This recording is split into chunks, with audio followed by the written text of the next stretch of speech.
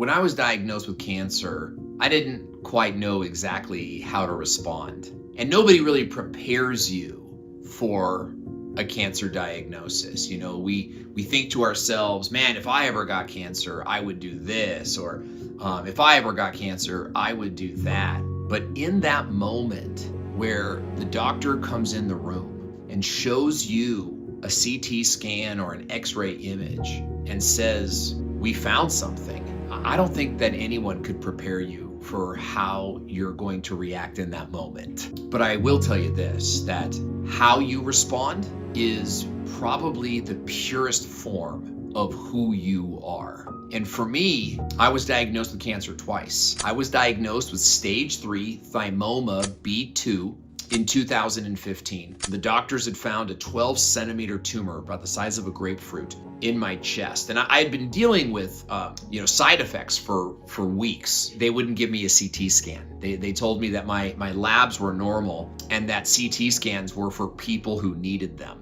But after about my 4th trip to the ER, right around midnight, they gave me a CT scan, and nothing could have prepared me for that moment. They never said the word cancer. They never said the word tumor. What they're going to say is, we found a mass, or they're going to say something like, I'm concerned about what we found. And so, for those of you guys that know my story, I went through all the standard of care treatments. I did chemotherapy and I did radiation. And then I went through all those side effects for 4.5 years. And all I wanted to do was get to year 5, because I believed foolishly at that time that after year 5, you were outside of the danger zone, which I learned certainly isn't the case. But I got to 4.5 years, and that's when I had my second diagnosis of cancer. And nothing could have prepared me for what happened. In fact, I reacted in, I think, the purest form of who I am. The first time, I went into immediate shock,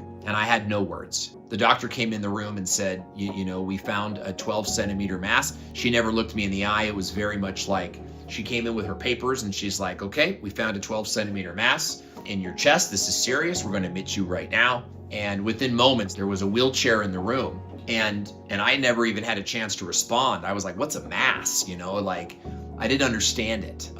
Before I knew it, I was being wheeled up, and I, at that moment, I just went into complete shock, and my brain was still functioning, and all I could hear was my mind saying to myself, and that's the story of Owen. I began to play through all my trauma. I didn't recognize it at the time. I didn't know it was trauma, but all I kept thinking and to myself, and my wife, it's just like the movies, man. All the background noise of the hospital system and all the beeps and the phones and all the people talking and chattering, it all just went quiet.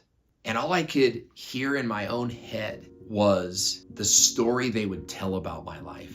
Owen was born into nothing. He worked his life away trying to become someone who mattered. He got married. He had a couple of kids. At the time, my kids were babies. And then he got cancer and died. And that story just kept running through my head over and over again.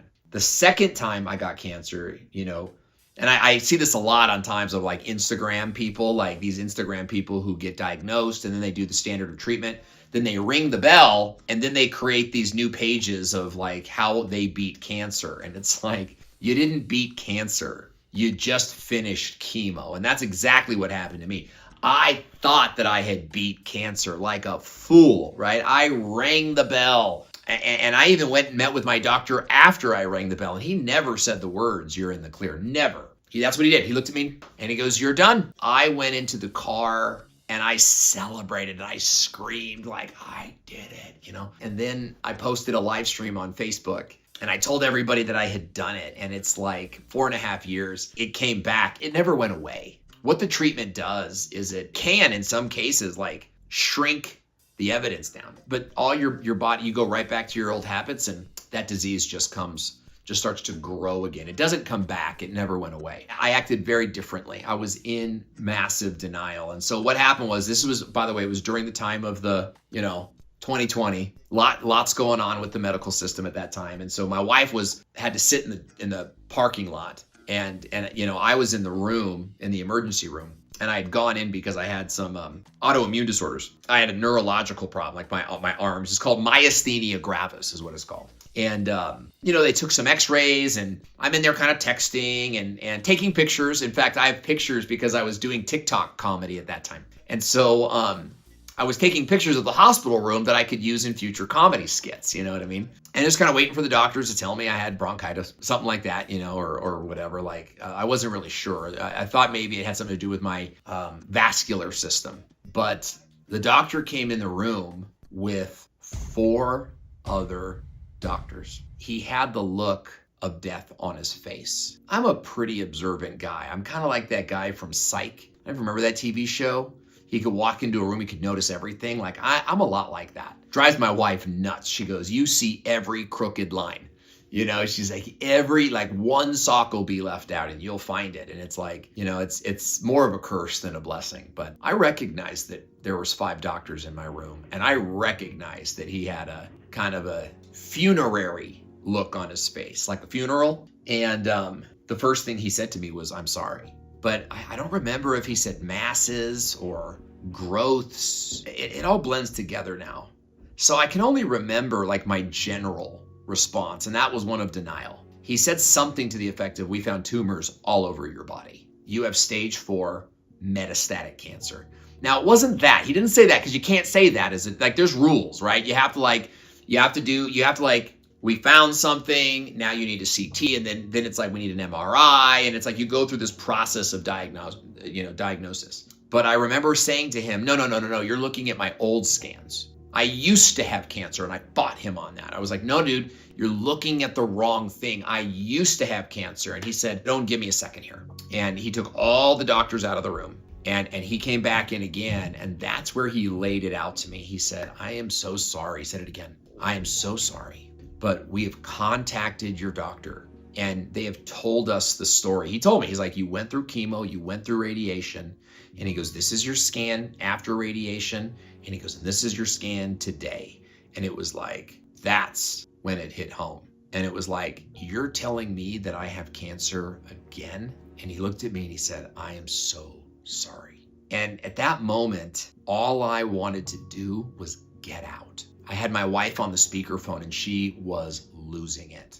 I mean, she was absolutely losing it. And she's hearing all these things and she wants to be there, but what about this, but what about that? But all I was like, I'm not, like, trauma response, right? It's like, I'm not safe here. I was like, well, I just want to go home. I'm just going to go home and digest all this. And it's like, I need to get home. I did not want to go into a wheelchair. And I didn't want to be carted into their system. And they didn't want that either. They were kind of like, okay, why don't you do that?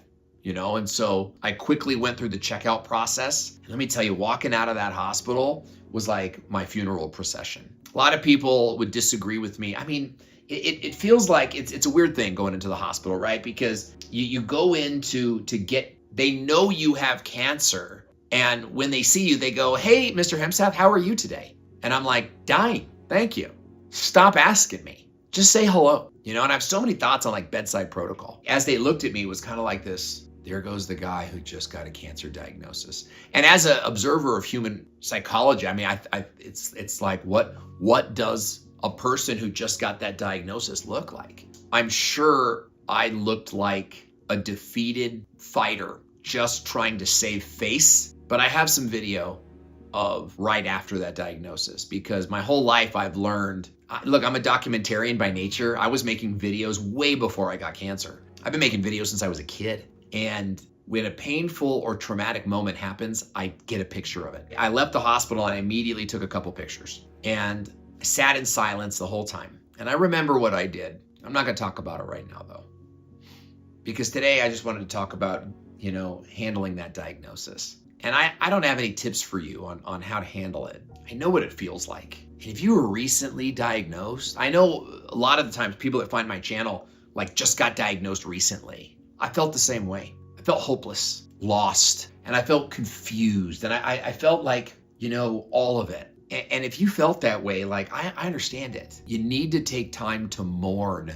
Because here's what I believe. I believe that you can beat your diagnosis. I believe that cancer is not as deadly as we've been trained to think it is. I believe that cancer is very treatable. And I believe that the stages of cancer I don't really give them a lot of credence, but we hear all these words like stage 4 and metastatic and breast cancer and liver cancer and like, it's prostate cancer. And what's this one here? Steve Jobs, pancreatic cancer is a killer. We hear these things all the time, and I believe that they're very dangerous and very scary. But I also believe that you have everything you need to beat your diagnosis and get 10 more years. I do believe it with all my heart. I also believe that some of you will beat your diagnosis altogether and live a cancer-free life to 120 years old or 90 or 72. You don't think I would be thrilled with 72? I would be pumped for 72. And I'm cancer-free now, so my goal is actually to live to 120, to change the story I thought would be written about my life. But one thing I forgot to do was mourn. I tried to just walk out of it like a defeated boxer, trying to save face to get out of the ring before you go into the locker room and throw a fit, I wish I would have thrown a fit. I wish I would have mourned it. I wish I would have moaned and cried out to God, like, why have you forsaken me? It took me a long time to get to that because I wanted to be tough. But what I found was I was just shoving it all down like the American alpha male, like I'll handle this by my own bootstraps. And I think that prevented my healing. I think that stopped my healing. And so I want you to mourn. I want you to recognize that what's happened to you is unfair. And in a lot of cases, it's not your fault. I think that your genetics play a role, a very tiny role. But I also think we've been lied to about the stuff in our world and how toxic it is. So we didn't know when we were drinking 32 ounces of cola, we didn't know how toxic that actually was.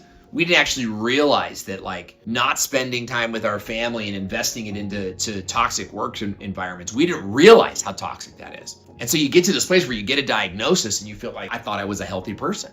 You got to mourn that. But then after that, you got to get up the next day and beat cancer. And I believe that if you do that, you'll find the answers that you're looking for.